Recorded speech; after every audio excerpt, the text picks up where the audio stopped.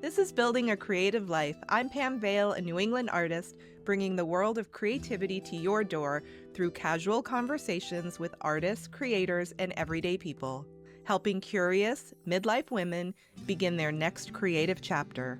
I'm glad you're here. Let's get started.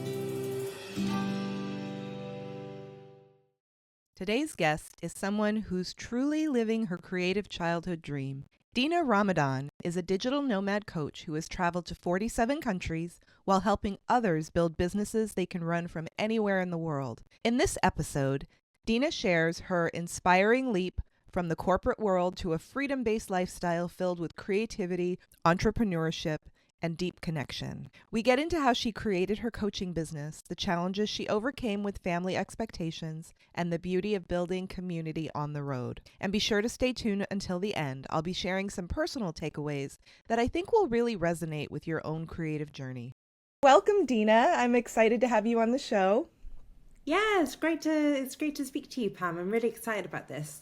Me too. I think that what we have to talk about, I think a lot of people are really interested in, especially right now. And I would love it if you could give our listeners, for context, a little backstory about you and what brought you to present day and what you do. Okay, well, I guess it started when I was around 7, 8 years old, when my sister went traveling. She left university and went traveling for a year, and this was at a time where there was no laptops or iPads or even a mobile phone, so the only way that we could speak was through internet cafes. And then she would just tell me her stories and tell me about different cities she was in, and I was like, oh my god, I really want to go and travel the world. That's something that I need to do in my life. And then fast forward a few years, when I was 16, I watched my parents working as doctors in where they would have to work on weekends and at night and throughout the day, and they just worked really hard. And I was like, oh my god, I don't want to have a job where I work really hard for all my life. That just doesn't sound like something that I would want. So I guess at that point I decided that I wanted to start my own business, and then and also travel the world. So that was kind of the goal for me. And I went to university, studied psychology. That was a really interesting degree. I love learning about the human mind and how different people do different things and have different ideas, or everyone is different. So when I was there, I decided to start up my own fundraising event for charities. And that was my first taste of entrepreneurship. And I was like, oh, this is cool. Having a little team, feeling really connected with helping out charities and stuff like that. That sounds great. So then when I left university, I became a freelancer event manager. And that was really good. I really enjoyed the events that I was going to. I was going to festivals, corporate parties, street events, and it was just a really nice job, but it just didn't pay that much money. So then I ended up working in corporate sales for an event company, and I absolutely hated it. It was for industries like pharmaceuticals and oil and gas, and the way that they're run is just not, it just doesn't fit with who I am as a person. So I didn't last long in that job. But then my boss kind of said to me, Dina, this job isn't right for you. And I was just like, he's going to fire me. And he was just like, I've been thinking about this and I've been thinking about you. And I think you should study coaching, because I think you'd be a good coach. You're very good at connecting with people. And you should read The 4-Hour Work Week by Tim Ferriss. And I was like, 4-hour work week? That sounds cool. I want to work 4 hours a week. Yeah, I'm up for it. So then I left the job, got fired from the job, and then I signed up to do a coaching weekend taster to see if coaching was right for me. And this was at a time where coaching wasn't popular. A lot of people didn't know what coaching was. It was 12, 13 years ago. So it was before the boom. And the only people who were coaching were, I don't know, retired CEOs and like just older, an older generation rather than like young and lively like it is today. And then in that weekend, I realized, oh my God, yes, I want to travel. I want to run my own business. And like, I was just being coached by various people. And I was like, yeah, I want to do all of these things. And they were like, it's possible. So I kind of like remembered all of these times in the past where I was like really excited about learning, how to be my own boss, and it just really fit with me. So I signed up for the course, and I also booked a 5 week, and it ended up being longer, trip to Thailand as a solo traveler. So that was my first ever solo travel experience. And I was like, oh my God, I love this. I feel so free. I feel so like alive. I went and did a scuba diving course and hiked in jungles and went to remote beaches and camped for the night and met so many like-minded travelers, and I was like, this is the lifestyle for me. So when I came back to the UK, I was like, okay, I'm going to do my coaching course. I'm going to do a master's in business psychology just so I could get all areas of my life, you know, academic and entrepreneurship, like sorted. Right. And yeah, I did that for 2 years with the plan of going and traveling afterwards. Started up a business, also started up a second business in corporate well-being. So I had a team that would go into organizations and do yoga, massage, art classes, fitness classes, just various things to try and bring people to the workplace. And then I slowly realized I was getting sucked back into the corporate world, and I was like, I don't want to do this. My business partner also said, I don't want to do this either.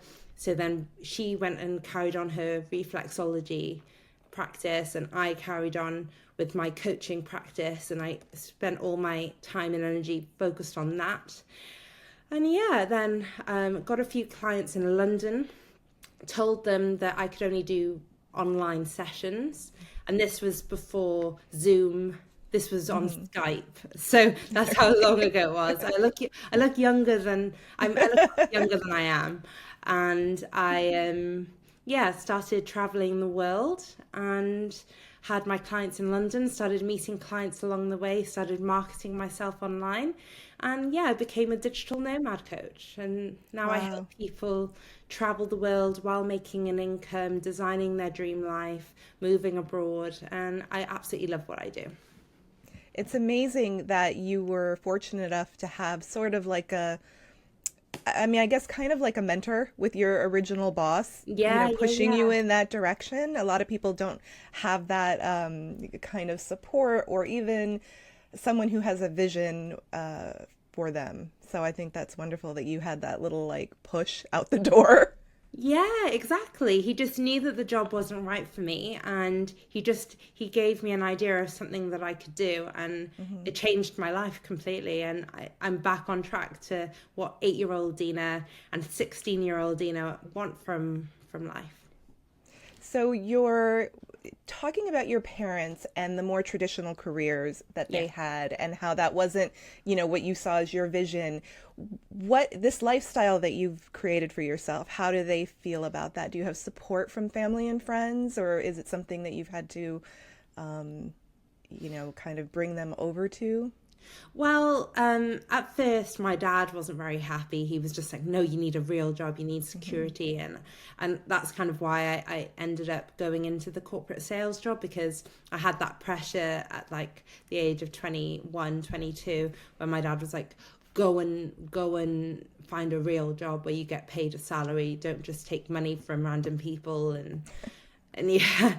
Um, but then I'm not sure. You're in America, right? Yes.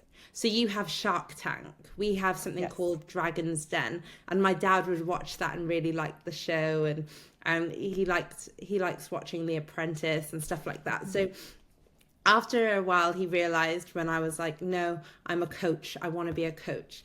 I want to work for myself. I don't want to work for a company. And he started watching shows like that, and he was like, Okay, so he started sending me articles and stuff about entrepreneurship, and I thought that was cute. That was I his love way of that. supporting me, yeah. And my mum supports me now. She wants me to have a happy life. That's the most important Hmm. thing for her. But she Hmm. wants me to make sure that I'm safe. She gets a bit worried when I go to Yes. countries like Brazil and Peru and Yep. Malaysia and you know, Which is a valid concern. yeah, yeah.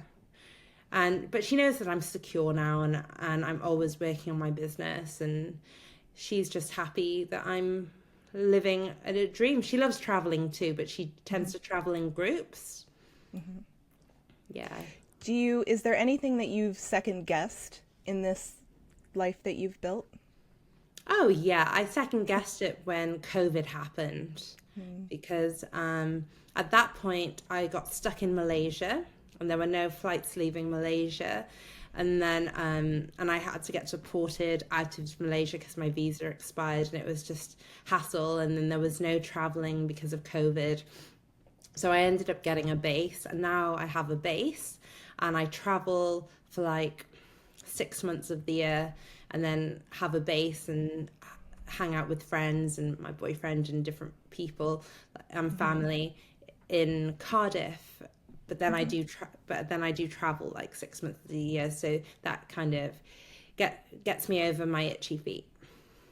Yeah, I was going to ask you about that, about like a sense of community when you're on the road. So having that base, I'm sure gives you, a home base to have Yeah. like a community. And then how does that work into when you're on the road and when you're traveling? Is it a digital community that you connect to? Do you find that you connect to your location, the people in your location? How does that work to have that support and community feeling around you? So I do all of the above. I go to events like Nomad Cruise and Nomad Base and Nomad Fest, where I get to just meet loads of digital nomads. It's kind of like the center of digital nomads. I think Nomad Cruise, they have around 200 to 300 to sometimes 400 digital nomads on one cruise ship.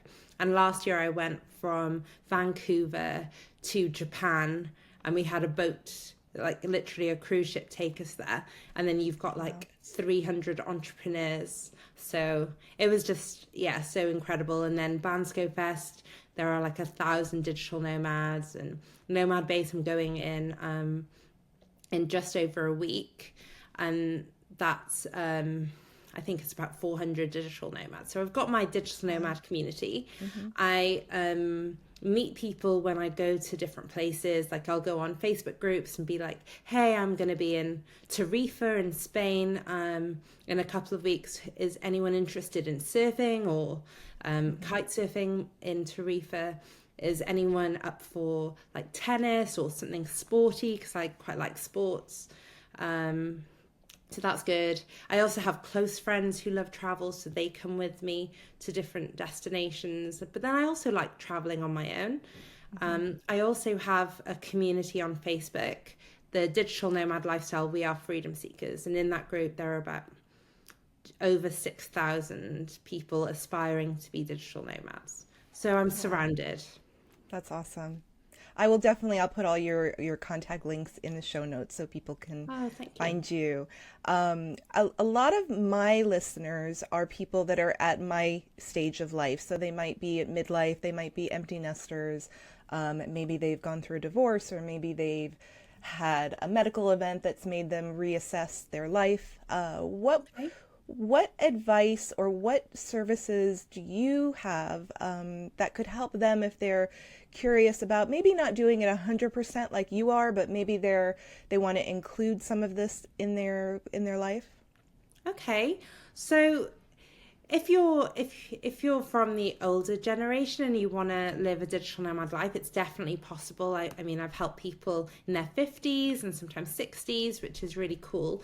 Um, if they want to start up a business, you're never too old to start up a business. And in fact, you probably have even more experience to start up a business because you've gone through life and you've experienced things that maybe others haven't or others need help with. And everyone has their unique selling point. So everyone has an attribute or a competency or whatever to create something. If you want to travel, you're also never too old to travel. If you go online, I think there's over 60s groups where you can meet other people over 60 that want to travel, and then you can travel with them.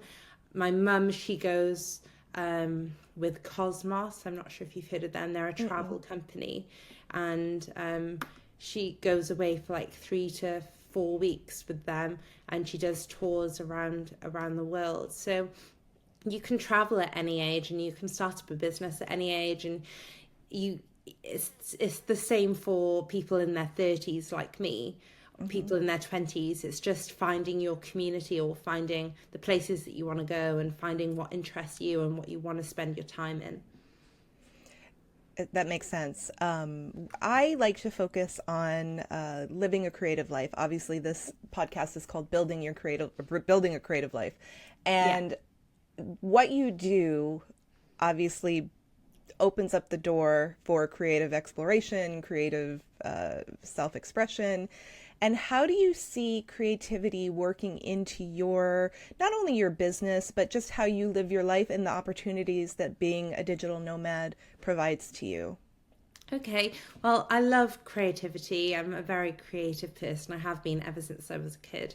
At the moment, my creative outlets are problem solving in business, which I think you have to be very creative when you're coming up with business ideas or helping others or marketing, etc. But I'm also quite creative with photography. So I'll give you a link to my photography website. And you can have a look, and it's just of my travels and stuff like that. I also enjoy painting. I love being in nature. So I think you can be creative in so many different ways, and it's just finding the right creative path for you, so then you can get the most out of your life. Absolutely. Where's your favorite place you've been? One of my favorites is Morocco. It's just so diverse. You can surf, you can go to the Blue City, you can go to the oldest market in the world that's huge. You can go to the desert, and then 3 hours from the desert, there's like a tall snowy mountain that you can hike up to the top. There are also like just smaller cities and stuff like that. I spent 3 months there when I was there. And did you feel safe there? Did you do a lot of research before you went?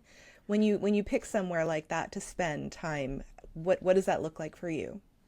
So I'm quite a spontaneous person. If I want to go somewhere, I'm like, I'll just book a flight, pick up a book, or read some blogs online, and then just make a decision. And then when I meet people along the way, I'll ask them for advice and just be like, cool, I'll go there too. Yeah, that sounds cool. Are you going tomorrow? Are you going in a week? When are you going? I'll come with. So it's very safe.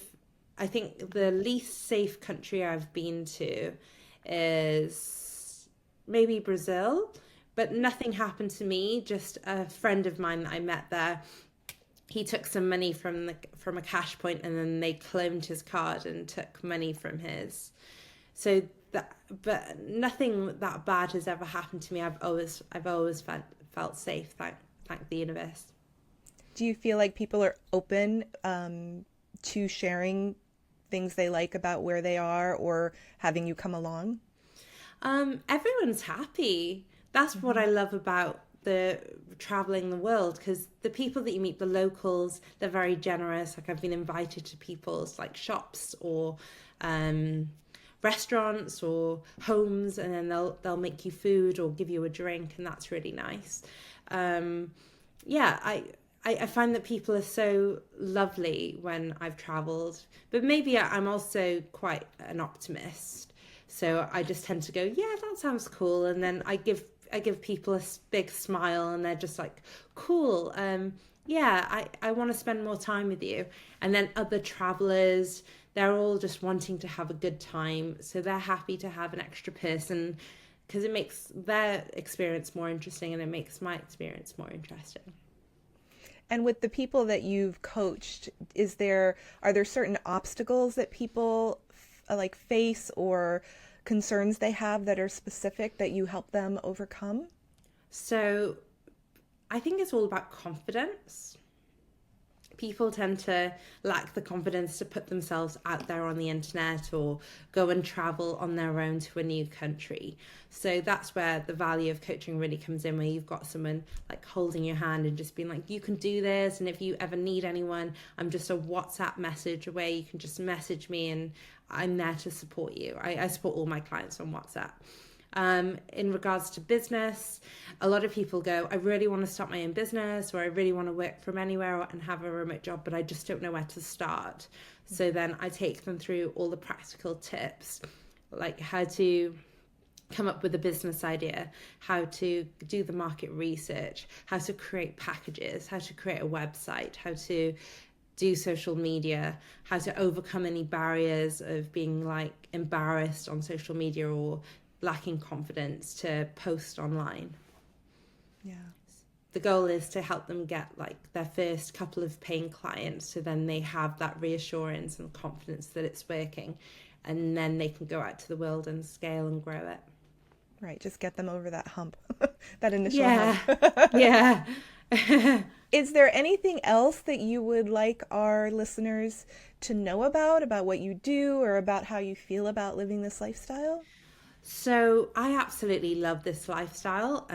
I traveled out of a suitcase for 4 years, living out of a suitcase for 4 years. I now have a base and I travel, so you don't necessarily have to live out of a suitcase. You can have a base. I have friends who've got like 2 or 3 bases, so they spend some of their time in the Netherlands, some of their time in Portugal, some of their time in Brazil, and they have like different rented or bought apartments in each place, and then they just travel between whichever they want to go. Mm-hmm. So you don't have to, there's no written rule about how you do this lifestyle. You can do whatever, wherever you or however you want, and wherever you want. You're open right to anything, especially now with the internet and groups and just the connection that we have. Yeah, exactly. And you can make friends if you know how to make friends. And I recommend, as I said in the beginning, go to Nomad Cruise, go to Nomad Base, go to Bansko, Nomad Fest, Wonderful. Well, thank you so much for just spending some time with me today and sharing what you do with our audience. We'll put all of your information in the show notes so people can reach out to you and learn from you. And I'm grateful that we connected. Yeah, and just to say, if anyone is interested in coaching from your community, if they mention your podcast to me, I'd be happy to give them a £300 discount. Oh, that's wonderful. Thank you. I appreciate that. No worries. Okay, thanks for your time. All right, thank you.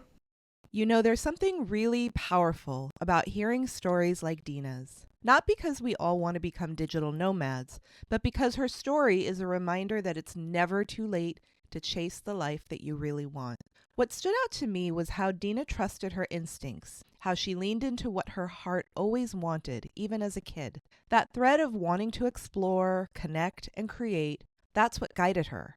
And honestly, that's such a great reminder for all of us. What did you love as a kid? What lit you up before the world told you what was practical and expected? Another thing I loved, her emphasis on community. So many of us are craving connection right now, and it's beautiful to hear how she's built friendships all over the world through creativity and curiosity. It doesn't matter where you are in life, you can still create new relationships and experiences. And lastly, I hope this conversation helps you feel a little more courageous. Maybe you're thinking about a big move or a creative shift. Maybe you're simply curious about what's next. Let this be your sign that it's okay to explore, to change, and to trust yourself. Whether you stay rooted where you are or dream of a life on the move, know this: your creativity and your vision are enough to build something beautiful.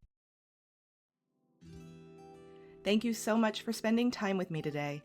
If you enjoyed this episode, subscribe for free and share it with a friend. It helps others find the show and grows our community. Remember, Creativity is yours to define, there are no rules, and it's never too late. Until next time.